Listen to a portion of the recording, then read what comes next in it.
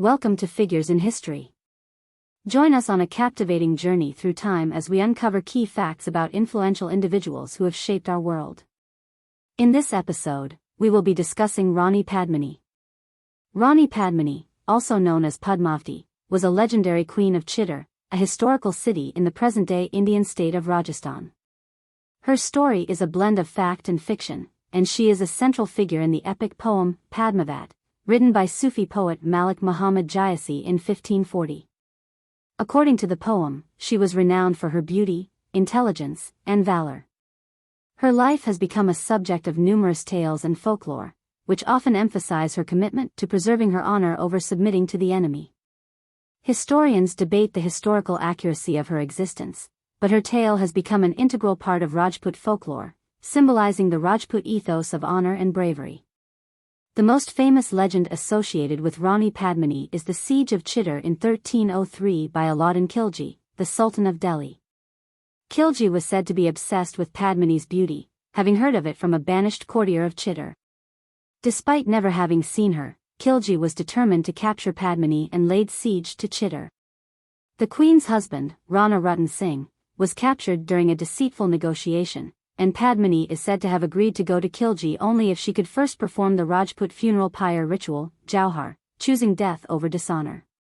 The act of Jauhar that Rani Padmini is believed to have led is one of the most poignant and dramatic elements of her legend. As the story goes, when it became clear that defeat was imminent, Padmini, along with thousands of other women of Chittor, committed self-immolation to protect their honor from the invading forces. This act is seen as the ultimate expression of resistance and sacrifice, and it has been immortalized in ballads and literature, serving as a symbol of the Rajput warrior ethos and the importance of honor and valor over life itself. The historical authenticity of Rani Padmini's existence remains a matter of debate among scholars.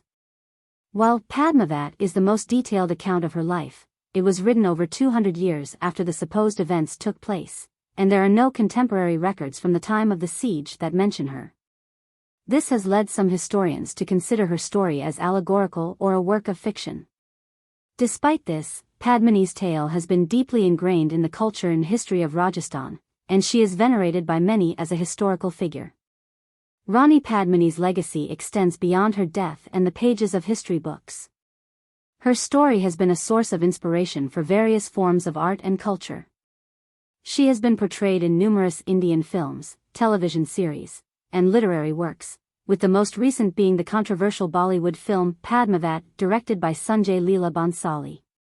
The film sparked debates and protests regarding its historical accuracy and portrayal of Rajput culture, highlighting the deep emotional connection and sensitivity surrounding her legend in India.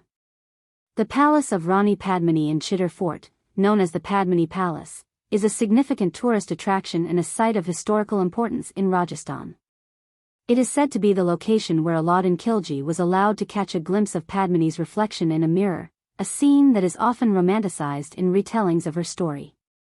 The palace is a testament to the Rajput architecture of the period and is a place where visitors can learn about the legends and history of the Rajput queens. Rani Padmini's story has also played a role in the politics of India, with different groups using her tale to symbolize various ideologies. For some, she is a symbol of Indian nationalism and resistance against foreign invaders. For others, she represents women's power and dignity. Her story has been invoked in political speeches and campaigns, and her character has been used to discuss issues of women's honor, nationalism, and historical heritage. The practice of Jauhar that Rani Padmini is said to have led was not unique to her story. It was a custom practiced by Rajput women in medieval times, especially during times of war when defeat was certain. Jauhar was a collective act of self-immolation by women to avoid capture, enslavement, and dishonor at the hands of invaders. The act was followed by Saka, where the men would fight to the death. These customs are a testament to the valor and the strict code of honor upheld by the Rajputs. The fort of Chittor, where Rani Padmini resided, has a rich history and has witnessed several battles and sieges. It is one of the largest forts in India and is a UNESCO World Heritage Site. The fort's architecture, with its palaces, gates, and towers, stands as a reminder of the grandeur of the Rajput kingdoms and their turbulent history. It is not only a monument to Rani Padmini's legend but also to the many other historical figures who lived and fought there. In the cultural fabric of Rajasthan and across India, Rani Padmini's story has been kept alive through various forms of intangible heritage, such as music, dance, and oral storytelling. The traditional Rajasthani folk dance, Ghumar, which has been associated with the royal courts of Rajputana, is said to have been performed by Padmini herself. Her tale has been passed down through generations, and even today, it resonates with many as a narrative of bravery, honor, and the resilience of the human spirit in the face of adversity. Thank you for joining us on this incredible journey through this figure's fascinating life.